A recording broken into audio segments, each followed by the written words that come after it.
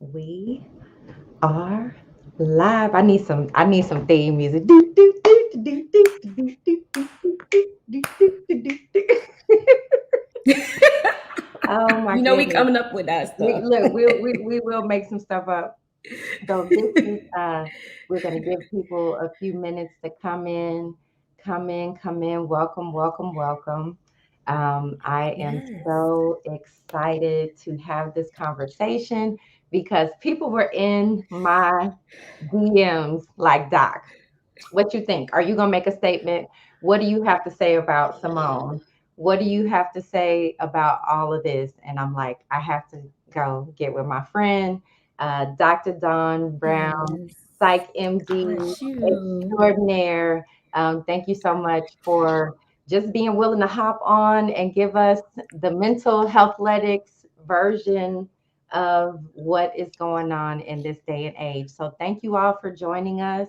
Uh, this Yes. is this is our opportunity to learn and to talk about some really serious stuff. We're going to talk about mental health in athletes. And as Simone said, put mental health first.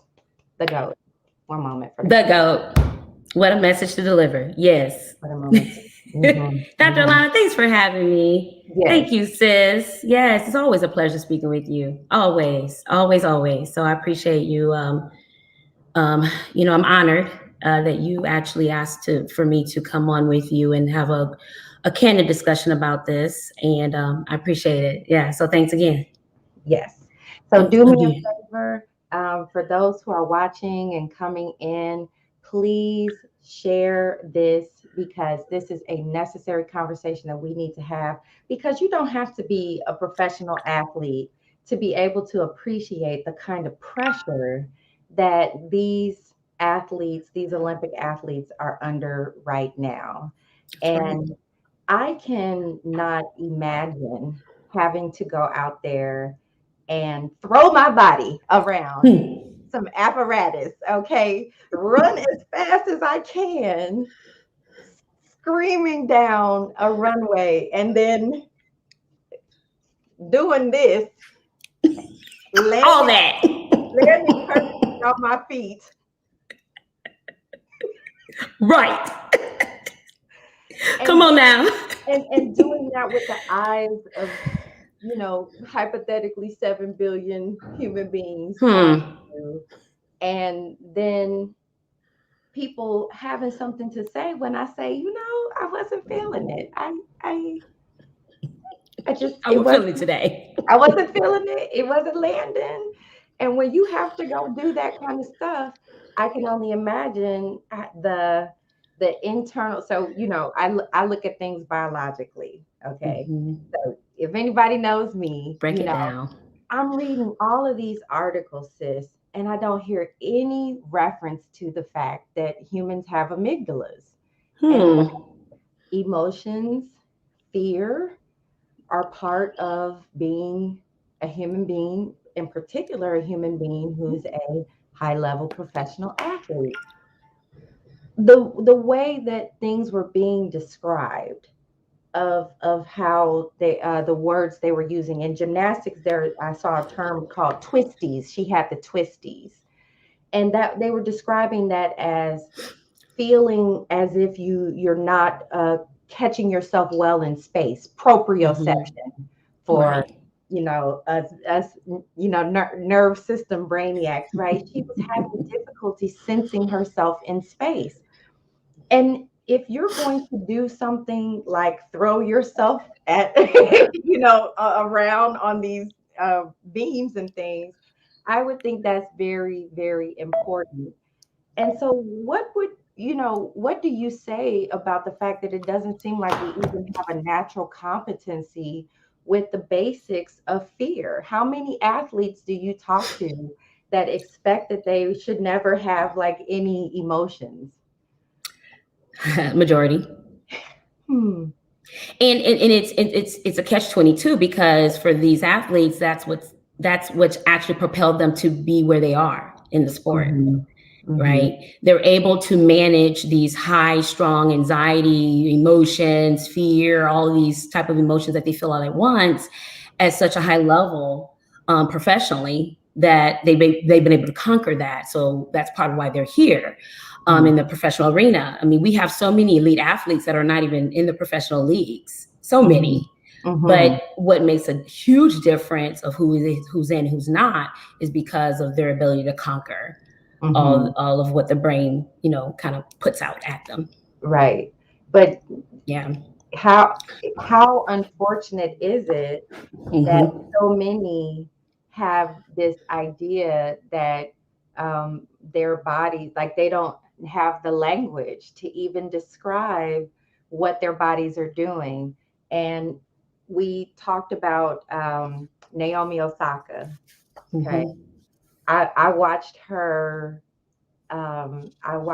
documentary, and I was like, oh, I felt so much for her because I could see the traumas being played out like as it was going along. And I'm like, this is what we need to understand. Our minds are, no one is immune to this. You can't have enough money.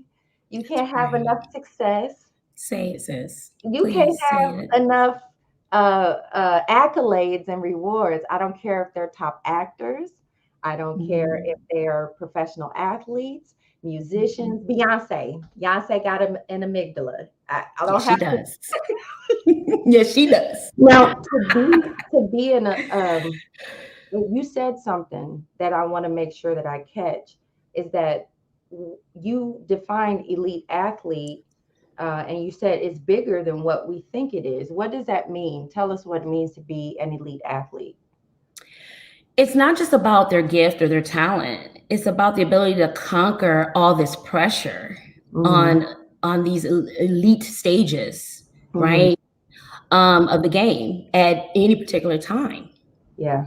So when you think about a person that has won a game, right? That game really doesn't matter until you win multiple games if you're an individual competitor and you get to this actual part of the competition or sport where you're playing the championship.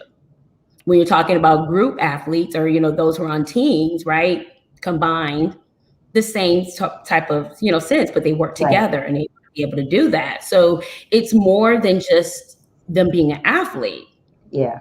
It's about their own ability. Yeah, you have to have a mindset that's like, I have to win this. That's right. But you're looking for the next win, the next championship. And then when you get there, immediately the next questions are, what about next season? What about, what about what are you going to do next? And it doesn't, I think that in some ways, it helps them to become so great, but it doesn't do them a lot of favors in terms of their mental health, because it doesn't. How hard is that you have to feed that internal need to continue to win and be at the top of your game all the time. And that's a huge amount of pressure that you put on yourself, a huge amount of pressure that the world puts on you. And it has real consequences in our body. So what are the signs of burnout in athletes when they really need, when you think it's like, this is the time to step back and say, what's best for my health? So when I notice a sign of burnout, I'll always notice a change in just kind of their daily lifestyle, right? So typically for even general public or, population, outside elite athletes, you're changing your sleep, your appetite, your moods, how you function. But specifically for athletes, we also notice a change in their performance. And it's not that we have expectations that they're going to perform on 10 all the time. But like Simone, for example, I mean, you saw her last performance where, she was stepping out of bounds and she missed the, the Yorkino double pike, she did one single flip. So, we knew that, okay, something's not right. What's going on? Because this is not it's not our first rodeo, right? Yeah. But our expectations now she's going to hit it every time, on 10. But that's a huge major difference, right? There's a huge major difference in her level of performance, in other words. And you notice that in practice, because that's what we do. That's what they do more of anyway. Is Right. they practice more than the For every competition. time that we see them nail these routines, they have Mm-hmm. done thousands of That's repetitions it. of That's these it. moves, thousands of times that they have trained their bodies to do this thing on command without having to think about it, because that's the repetition of elite athletes, professional That's right. basketball players, football players. Mm-hmm. They run reps and do reps Mm-hmm. because that is how you become great at anything. You train your body to do that thing and your brain to control your body to do that thing with physical command. But I find it Mm-hmm. really interesting that so many people can understand when it is a physical injury. They're like, yes, that makes sense. Spit it out. Okay, is it your ankle, your knee, your ACL? Okay, that makes sense that you Mm-hmm. stop. Why Yeah. is it, do you think, that we just don't think that mental health is actually connected to a very physical thing called the brain? What is that about? What? That's me. Put that Dr. Girl, Bob. listen, because we need the mind and the brain in order to function, right? The physical part, right? So there's a couple of things behind this. When we look at these athletes, and some people actually look at them as gladiators, the Mhm, gladiator mentality mhm. is that, hey, that's what got you here. I ain't trying to figure out if you mentally there. Yeah. I'm looking at you and your sport and your physical aptitude in order to kind of win this game for us. So, you know what I'm saying? So Yes. people don't even Entertaining though. consider, they don't even consider the mental aspects of what's going on in the athlete's mind pre, post, during the game. The other part is the stigma of mental health, right? Huge. It doesn't just stop environmentally or in our society. It's actually a little bit more stigmatized in the sports. Yeah. And what's so concerning about that is more athletes. There is the latest stat that 35% of athletes dealing with some type of mental health condition. Mhm. That's for mental conditioning and mentation and Yeah. visualizing, your moves and all of that. That's something different. We're talking about mental health, which Right. everyone's on the spectrum of anyway, right? Absolutely. That's 35% that are experiencing an actual condition. I believe that numbers look higher, much higher actually. Mhm, And even before they become athletes or professional mhm, athletes, I believe that a lot of these individuals experience some degree or some type of mental health condition even prior to becoming mhm. a professional league. But the stigma is huge, and it's actually even more significant in their environments, among the coaches, among the staff, Right. among all these You individuals have that your are preparing team them. discouraging sometimes Hmm. getting mental health or cries for help. That's a great point that I want to make sure that we circle around, is that Simone said, I had the right people around me to respect my decision. Right. And I think that that was also another unique space that Simone exists in. To me, this is the GOAT Mhm. thing on top of the GOAT. So she was already the GOAT. Yeah. First of all, let me Yes. just say that Yes. Simone already objectively, provably the Amen. GOAT. Okay. Amen. She doesn't have to Exactly. turn another cartwheel Okay. to be. Oh, put on another leotard or do another I don't commercial. care if she does not do another forward roll. That's it. Simone has proven Yes, she her has. her greatness. They can't even score my girl right because they don't Hmm. want other people to even try to do what she's doing. Right. So for her to have done this, and we're talking about what, 4 gold medals. I hope I get it right. Four Yes. gold medals, Hmm. 25 world medals. Yep. And this is Hmm. someone who has done that. First of all, she was doing all this greatness while she was being molested Right. by the team doctor Yep. and unprotected by the Hmm. organization that was supposed to be protecting her, that was instead Hmm. protecting her, the perpetrator. Right. She competed with broken toes at one Hmm. point. She Hmm. competed with I mean, the list goes on and on. Her family stressors. Her brother Her was. family Hmm. stressors, her Yeah, brother being involved in on things. trial, and Hmm. that Hmm. woman has proven her mental strength. So for people to Yes, she at has. all say that it wasn't a strength to be vulnerable enough to say, you know what? I know when my body is like, this is not it. I'm not going to risk my life. I'm not going to risk my legacy. I'm not going to risk embarrassment. And I'm not going to risk my team losing in order to go That out here and part. prove something that I've already proven. Hold on. Where's the mic? That Drop part. it. Drop it, sis. Okay. Drop it. Okay.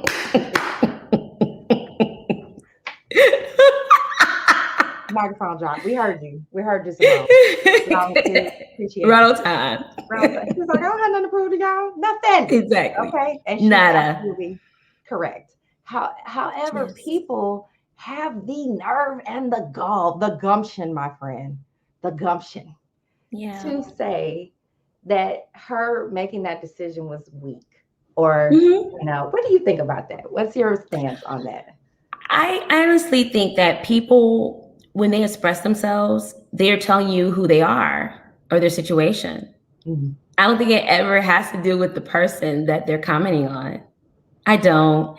I think that, a lot of our society would even mention, well, what I would do. And this is, you have no idea what all the pressures that these athletes experience unless you actually are in their shoes, right? That's true. And the other part is, how do you have the audacity to comment on someone else's decision?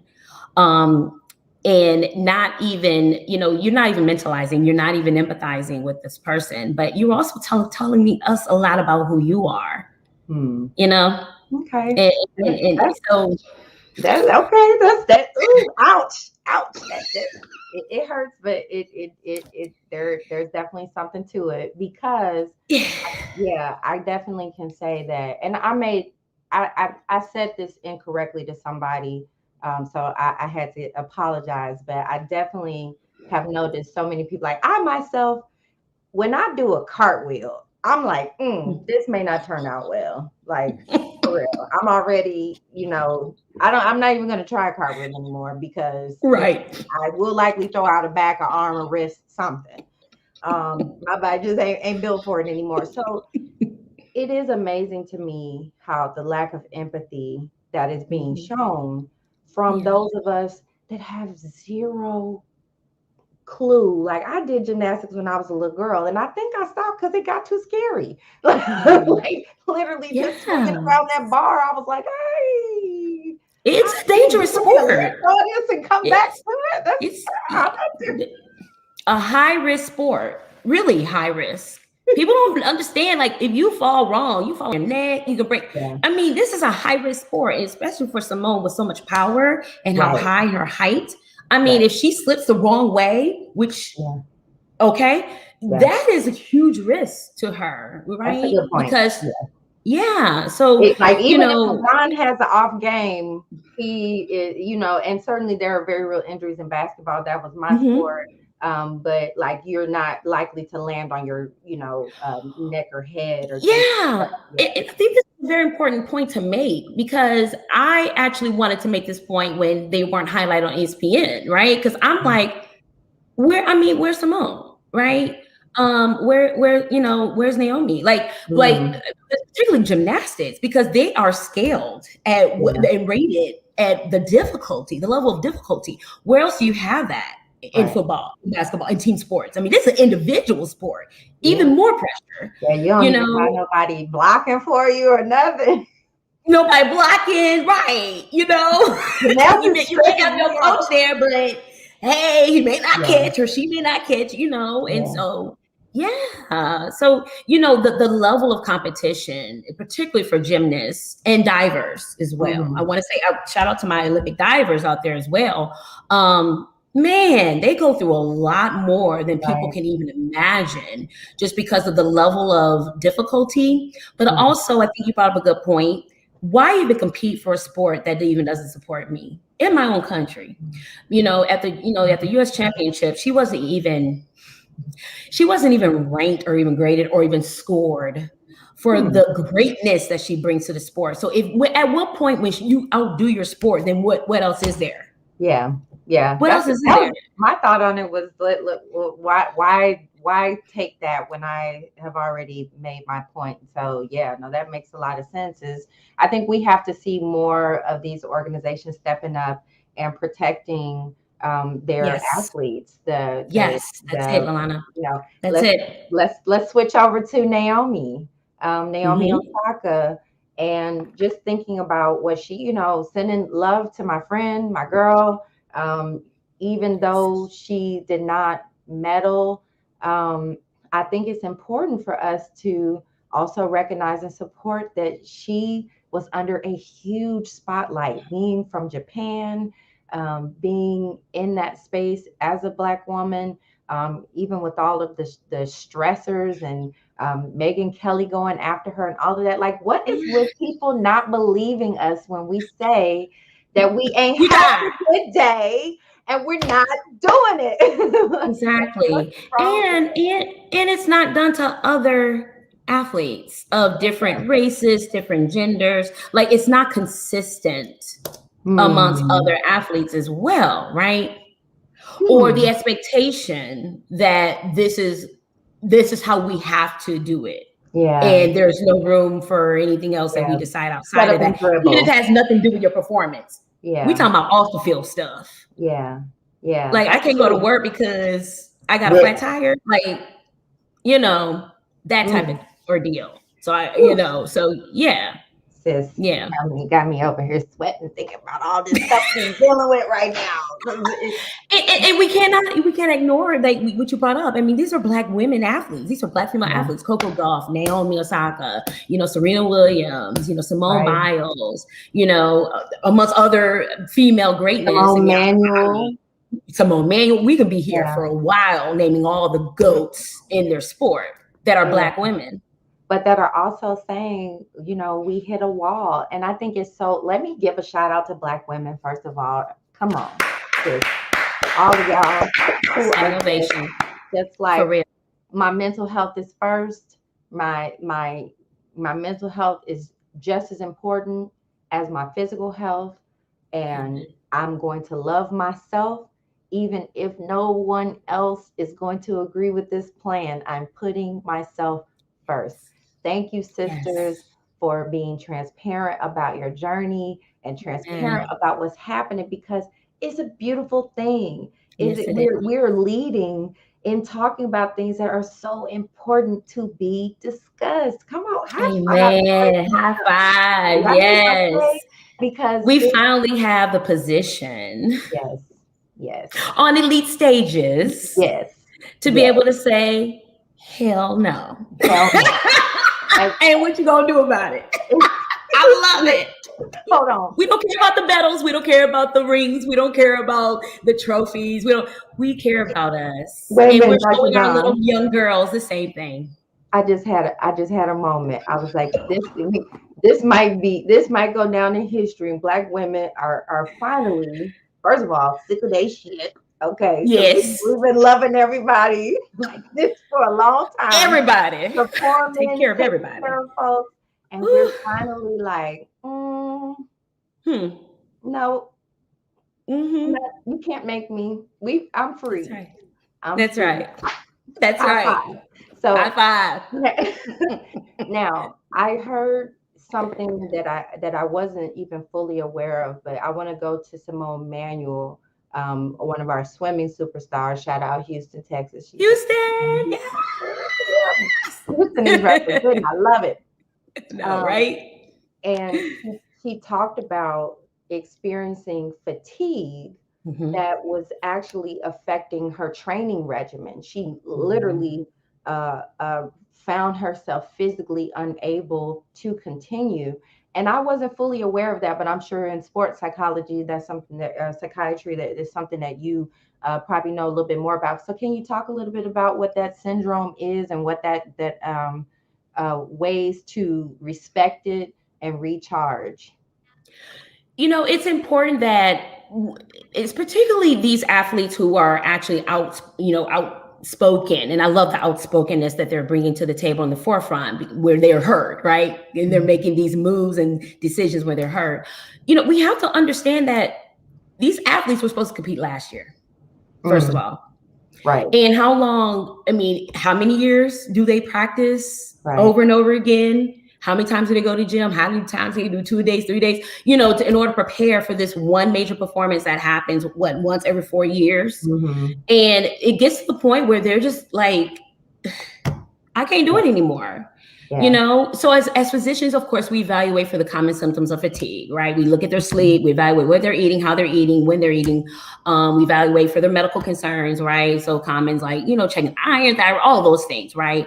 But we also look at their mental fatigue, as psychiatrists, psychologists, understanding at what point are you giving yourself a break from practicing, from conditioning, from performing all these types of things? How's your schedule oriented around that? What are you doing to refuel, like you're saying, to revive, to renew yourself? Are you taking those type of mental breaks? And then are you replenishing those things? So not just breaking away from, but what are you giving your brain in order to kind of do that as well, right? So we know all about that as well. And when you're in a situation like these athletes, particularly this year, a lot of them had come out talking about how they're just like, they this had is to train just for an extra year in a pandemic. When they weren't able to really train in their gyms, right? Because they have these particular gyms that they train in with particular people who they couldn't see on a regular basis. And so they miss out on a lot of that. And that's time, that's money, that's my body. I'm getting older. Yes, athletes' body ages faster than ours. Yeah. So we do. Right. So they probably missed out on 3 years of, I don't know, for some of them, you know, especially these gymnasts. I mean, there's a lot behind the scenes that goes into all of this, how they're eating, the regimen, all this stuff. So, you know, it gets to a toll where now here's competition. And I'm just like, just consider working 12-hour shifts for 12 weeks straight through and not having any breaks. Just imagine that. Not being able to sleep well, not able to, you know, take your time and eat, not breaking, not, you know, vacationing, which a lot of people are doing now. Like, consider putting your life on hold. And so this fatigue syndrome is very common in sports. Rarely spoken about by athletes because they don't want people to know, but we see it in the performance. We see it in sometimes how they talk, what they say, even though, you know, they're not necessarily consciously aware of it. Yeah. And it's real. And I want to point out that disappointment and trauma is inherent in being an athlete, because you will win a lot and then you will also lose. And you take those losses harder because you care so much more deeply and you want so much more to, you know, make that thing happen. So there's a lot of disappointment and self-questioning and things that a person will naturally do because they have an amygdala, they have a brain, they have, you know, traumatic experiences that challenge them. So how do they get in touch with you? How do they get connected to mental healthletics and other ways that they can engage in that process? Yeah, so I have a website they can call, mentalhealthletics.com. So it's mentalhealthletics, LETICS.com. They can also go to kind of just to my speaker platform site. And that is basically Dr. Dawn Psych MD. So that's kind of my speakers platform where they can get in, you know, direct contact with me or my team. And I would love to assist them. What I do with athletes, I have an initial complimentary consultation with them for about 90 minutes just to understand what they're going through, what their goals are, what they've been through, what type of management they have had. You know, is mental health new for them? For a lot of them, it is. And then I give an understanding of what their problem or concerns are. And then I would go into seeing them or just basically saying, oh, this is kind of what I'm, you know, recommending. And this is kind of a treatment plan that I'm going to present to you. So just want to get people out there like the kind of the basic process of what mental healthletics, the G.O.A.T mindset program provides for athletes. And we do all things related to mental health. So that's not just mental sports, but also kind of the mental health part. So how to manage that on and off the field or out or in the arena. And we also involve help for their families because, that's why I wanted to make sure I'm different, because a lot of these individuals, we know the genetics are strong when it comes to mental health. We know that the support systems are important to many of these athletes as well. And we want to make sure that if we're helping them, that help is also reached to their families. And in some instances, their coaches, their trainers are also receiving help too. So that's how mental health athletics can be helpful for them. And what I hear that I really like about that is that wraparound service of providing support for the environment. And I think that no matter what type of mental health you're receiving, my hope is that we transition into formats of mental health care where we are wrapping in family and the environment that the person is functioning in, because damn it, doesn't that make a whole lot of sense? But anyway, it doesn't. Because you can be treating the athlete like I've had that happen. I was treating an athlete and he going right back to where he came, the environment, and the coach is telling something different, and the mom was saying something different, and then and so he was, well, I don't know. Yeah, I mean, that support system, and that's what it's important for us to know, that who supports you, and who do you want a part of your support circle that's going into this, because it's important that they're on board and they're going to support this athlete, right? So let's get them involved if you're open to that, and having some conversations, even coaches.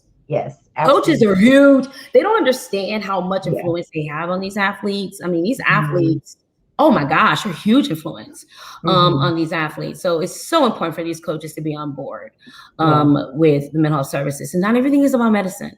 Not everything is about medicine. There's some instances that medicines can be helpful, but not everything's about it. And I think one of the things that some conversations that I've had with coaches before is that a lot of athletic culture is about pushing people to the point or beyond their limits. And there's often a lot of violation of people saying that their mental health is being challenged or that they can't do it, because a coach is usually looking at like, what are you talking about? You can't. Get out here. I see that you can. Let me help you get past that. But that puts them in a lot of danger of not recognizing when their athlete is really on the brink and needs assistance, that needs help. So actually, I want to pause just for a moment because I just thought about it again. Please take a moment, share this with people that are connected, who are athletes, connected to athletes. When we say coaches, trainers, mental health practitioners, family members, siblings, cousins, friends. Call your wife, call your husband. Husbands, yes. Tag them in this information, because people really need to know that no matter who the athlete is and what physical form they come in, their mind is important. Their brain is what is creating their thoughts, their feelings, those invisible internal sensations. Adrenaline plays a factor. Yes, it does. Amygdalas play a factor. So many parts of our brain and body.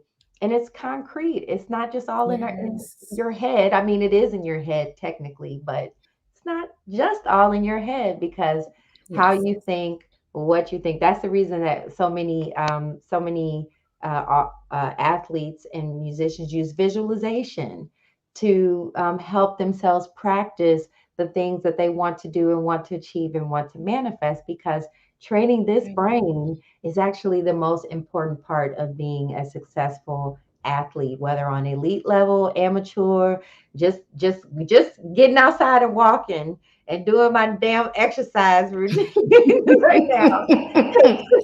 Take the mind of a right now during this pandemic, because there's so much inertia to overcome. So I just wanted to take this moment, and I'm excited to have talked to you about this.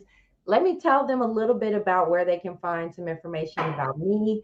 Again, I'm Dr. Lana, trauma psychiatrist. You can learn more from me about me at dralana.com, and we'll put it in the comments, dralana.com, dralauna.com. And you can also check out the traumarecoveryacademy.com to sign up and learn more about this amygdala. Hey! Go, Dr. Lana. Learn Woo! more Girl, about your this work. brain. I have just recently launched a new product, Master Your Trauma. It's the first Congratulations. episode of my film series. It's educational, it's interesting, and it is available for 97 per month. You also get group coaching once a month to learn how to Awesome. apply these skills Wow. to your life and That's how to awesome. apply this to how you show up in your day to day. So, Dr. Dawn, Wow, that's amazing. Congratulations, sis. thank you. Thank Congratulations. Ooh, you. the world. Let me Y'all better pause. take advantage of this. Yes, let me just, Please. yes, please, please. Look, I tell them, ain't you tired? I'm tired. This, this right Ooh, here. yes, honey. Mm, Fatigued. mm, I'm tired and I am looking at the world like, what is we doing? What's going on, honey? I asked that when I saw the first, because I usually don't look at the local news. I saw the first 8 stories, usually is the average that I look at because those are the 8 devastating stories in the news. And I was Mm, just like, you know what? I'm gonna cut it right back on off. Yeah, the world yeah. is yeah. There's a lot going on. It's And crazy. I love what you do. Your work is, oh my goodness. Even in the athlete world, I mean, if you think about a lot of these athletes and where they come from and what they're escaping and kind of what motivated them out the hood, out the gang, and not doing drugs. They don't touch me Mhm, because I'm an athlete at high school. I'm mhm. off. Yeah, a lot of these athletes have gone out of these type of environments physically, but mentally they're Traumatic. still there. Oh yeah. Oh yes. Or they're carrying this baggage, the trauma, not just the environment, but home life for some of them, Yeah, family lifestyle, and what they had to do in order to make it there. I mean, it's devastating. And then you think about when they're there, like if you think about the major goats like Michael Jordan, right, Serena Venus Williams, and all these athletes, and the loss. mm, I always wanted to see, like, what if, and I don't like to say it this way because I'm a Christian. I believe everything happens for a reason, and when's our time's our time. But I often think about, well, what if Michael Jordan's father didn't die? Would we see something different? And, mm. and and of course, people have their idea of who's great, who's not, and all that. I'm not here for that. I'm just here to understand, for people to understand that these athletes are human, so they're not just dealing with things on the court or in the arena. I Right. mean, the people that love and support them, that gotten them, that been with them from day one, when they lose that, Yeah. it devastates them. The Williams sisters lost their sister, to a And stray then we bullet. I mean, to go out there and perform it and performed.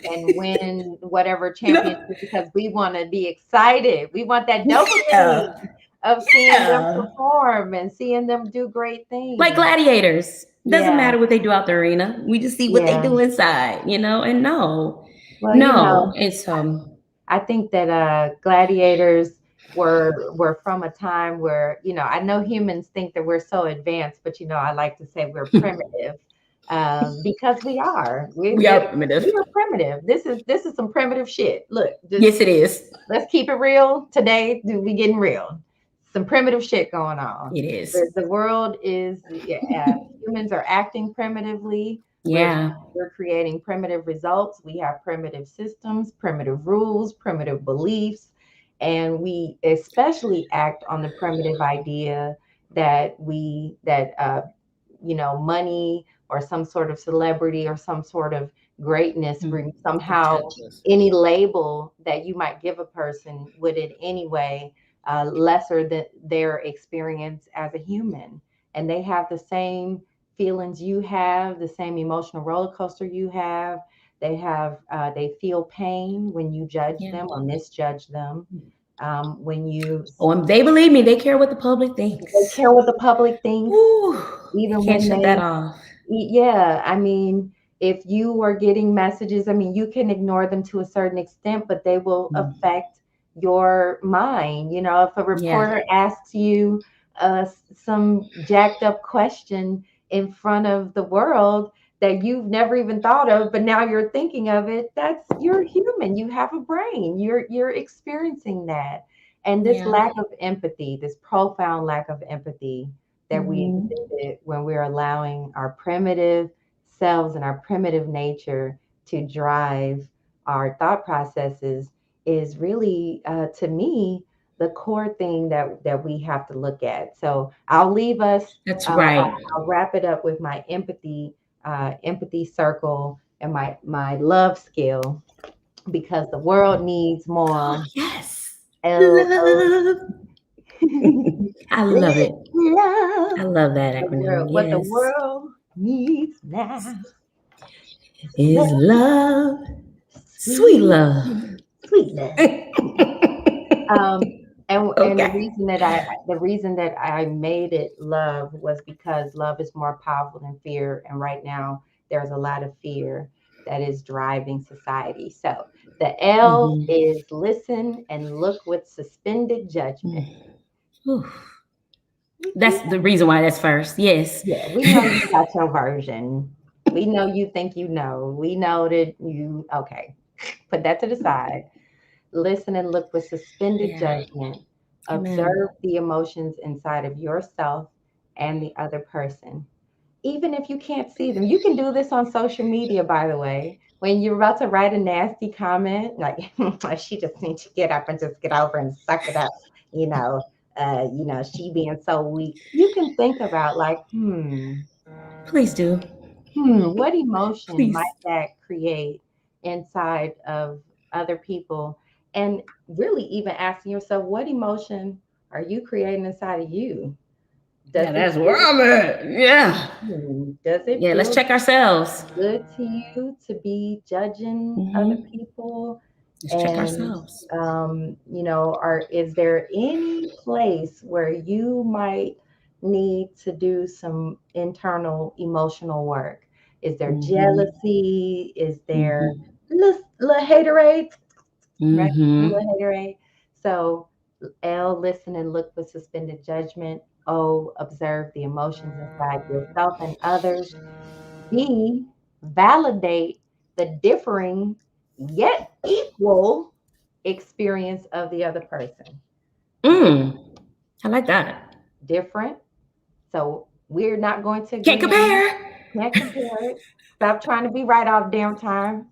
You know, Please. humans, I love how humans have a God complex, but we don't like to own it. We like, no, no, I don't think like that. Like, okay, right. It's what the gods do. But Yeah. your version of reality does not get to be greater than theirs or better Amen. than theirs. It's different than theirs and it's Yep. equal to theirs. And if Yep. we could accept that reality, that would go a long way to Oh stopping my a lot of the fights and the arguments that we have We over live what in a different words world. are we going to use to label this particular thing. But that's a whole nother conversation. The Girl. E, the E is express yourself skillfully, creator. Don't just Mm. say the first thing that comes out your mouth. Hell, don't say the second, Yes. the third, or even Process the that. fourth, maybe not the seventh. Shut it up. Sit with your emotions a little bit, please. Please, Sit just a with little it. bit. Sit with it. Process. Just Yes. process. Give yourself time So to think. true. So Give, true. give your brain time to kick in and get Yes. this where my Girl. prefrontal cortex? I got Man. this. Is there any way we can get this like into law, like it be taught in schools or like a part of society's rules and how we treat others? Get Because I love your love acronym. Oh God. get your prefrontal cortex going before you let those words fly out your Get mouth it in order. and out of your body. All right. So thank you so much, sis. Oh. Again, you can follow her at Dr. Dawn Yes. Psych MD. You can follow me at Dr. Thank Alauna you. Trauma Psychiatrist. Like, follow, subscribe. This is on Facebook and YouTube. And hit us up if you have questions. Yes. Dr. Dawn, again, sis, love you. I Hug, love you, air Lana. hugs, Yes. virtual pandemic hugs. This is the closest that I'll get to, to you for a Right. long time. But thank you guys so much for joining. Those of Yes. you in the Thanks for having comments, me, Lana. yes, we see your Mhm. comments. We'll also respond to your comments. Yeah, hey y'all, and share these with your friends, share these with your family. Nicolin says what they're saying doesn't have to be true. We can just validate that this is what's true for them. Amen, sis. Hmm. Just valid. I don't have to agree with you. Just I I love it, Kia. understand why you think of it Yes. that way, even though we don't agree, because We at have different least experiences. then we can start from where we are and make it somewhere in the middle. All right, sis. Amen. See you next time, everybody. We're signing off for this evening. Have a good one. Good night. Bye, y'all.